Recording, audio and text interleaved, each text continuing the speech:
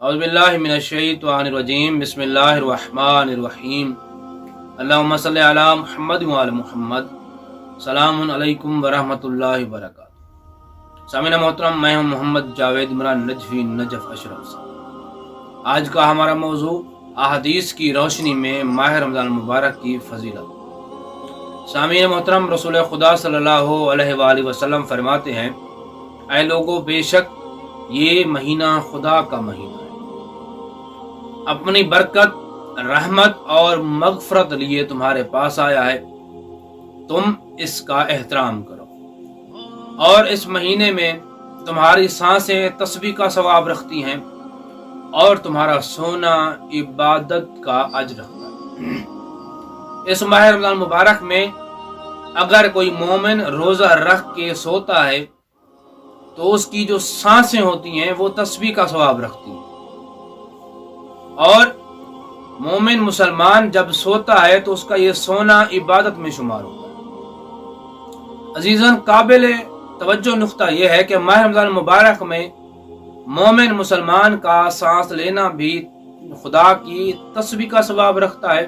حالانکہ سانس کے ذریعے انسانی بدن کے اندر آلودہ ہوا خارج ہوتی ہے، اگر یہ ہوا خارج نہ ہو تو انسان کا دم گھٹ جائے اور انسان کی موت واقع ہو۔ اس کے باوجود یہی سانس ماہ رمضان مبارک میں خداوند متعال کی تسبیح کا ثواب رکھتی ہے، اور اس مہینے میں انسان کا سونا بھی عبادت ہے۔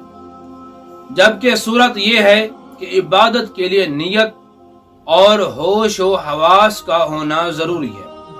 اگر انسان کوئی عبادت کرتا ہے تو اس کے لیے ضروری ہے کہ انسان نیت کرے، بغیر نیت کیے انسان کی عبادت کمپلیٹ نہیں ہوتی۔ اور انسان کا حواس میں ہونا بھی ضروری ہے، یعنی انسان ہوش میں ہو، حواس میں ہو، بے ہوش نہ ہو، انسان سو نہ رہا ہو۔ اگر انسان حواس میں نہیں ہے اور سو رہا ہے، بے ہوش ہے، تو اس کی عبادت شمار نہیں ہوگی۔ ماہ رمضان مبارک ایسا برکت والا مہینہ ہے، ایسا عظمت والا مہینہ ہے کہ اگر انسان سو رہا ہے تو خداوند متعال کی بارگاہ میں اس کا سونا عبادت شمار ہوتا ہے۔ اور سب سے اہم بات یہ ہے کہ عبادت اگر انسان کر رہا ہے، ایک تو نیت کا ہونا ضروری ہے، حواس کا، ہوش کا ہونا ضروری ہے، اور اختیار کا ہونا ضروری ہے۔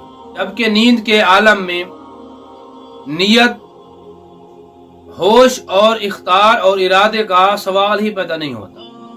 اگر انسان سو رہا ہے تو انسان کو نہ نیت کا پتہ ہے، نہ حواس، نہ ہوش کا پتہ ہے، نہ اختیار اور نہ ارادے کا پتہ ہے۔ اس ماہ کی فضیلت یہ ہے کہ انسان یہی نیند کر رہا ہے تو بارگاہ خداوندی میں یہ عبادت تسلیم کی جاتی ہے، یہ شمار کی جاتی ہے، اور پروردگار عالم اس مومن مسلمان روزہ دار پر اپنی خصوصی رحمت فرماتا ہے اور اپنی خصوصی رحمت اس کے شامل حال کرتا ہے۔ اس لیے جتنا ممکن ہو سکے اس ماہ رمضان مبارک میں روزے رکھیں، نمازیں پڑھیں اور قرب خداوندی حاصل کریں، تاکہ اگر انسان سو رہا ہے تو اس کی عبادت شمار ہو، انسان سانس لے رہا ہے تو اس کی تسبیح شمار ہو۔ دعا ہے اللہ علیہ محمد کے صدقے ہمیں صحیح معنوں میں شریعت محمد مصطفیٰ صلی اللہ علیہ وآلہ وسلم پر عمل کرنے کی توفیق عطا فرمائے۔ قرآن کریم کو پڑھنے، سمجھنے اور اس پر عمل کرنے کی توفیق عطا فرمائے۔ ہمارے اور ہمارے والدین کے صغیرہ کبیرہ گناہ معاف فرمائے۔ جتنے مومن و مومنات اس جہان فانی سے کوچ کر گئے ہیں، مالک ان کو کروٹ کرو جنت نصیب فرمائے۔ جو بیمار ہیں انہیں شفاء کاملہ عاجلہ عطا فرمائے۔ جو بے اولاد ہیں، اللہ علیہ محمد کے صدقے انہیں اولاد نرینہ عطا فرمائے۔ ہمیں صحیح معنوں میں دین کے ساتھ مخلص ہونے کی توفیق عطا فرمائے۔ سب سے پہلی، سب سے آخری اور سب سے بڑی دعا ہے اللہ علیہ محمد کے صدقے یوسف زہرا کے ظہور میں تعجیل عطا فرمائے۔ اللہم صلی علی محمد وعلی محمد وعجل فرجہ قائم آل محمد۔